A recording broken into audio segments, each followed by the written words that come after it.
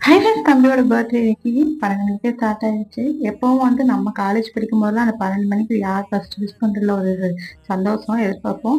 அப்பெல்லாம் மெச்சூர் ஆனதுலேருந்து 12 மணியாவது என்னது 10:30க்கே நான்லாம் தூங்கிடுவேன். இப்போ தம்பி தேர்ட் பர்த்டே வரைக்கும் அந்த 12 மணிக்கு விஷ் பண்றது ஒரு அற்புத சந்தோஷம்.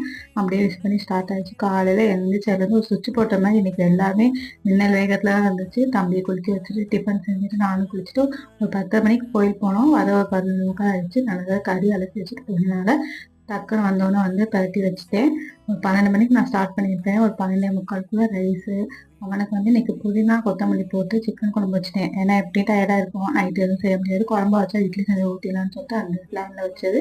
அதுக்கப்புறம் பிரியாணிக்கு ஒரு வேலையாக செஞ்சு முடிச்சு ஒரு 3 மணி ஆயிடுச்சு நான்லாம் பிரியாணி சாப்பிட. சாப்பிட்டு முடிச்சோன்னே ஈவினிங் கொஞ்சம் டெக்கரேஷன்லாம் ரொம்ப கிராண்டாலாம் பண்ணலை. நான் செலிப்ரேஷன் வீடியோ அடுத்த பாட்டில் போட்டிருக்கேன். ரொம்ப லாங்காக போனதால கட் பண்ணி போட்டிருக்கேன்.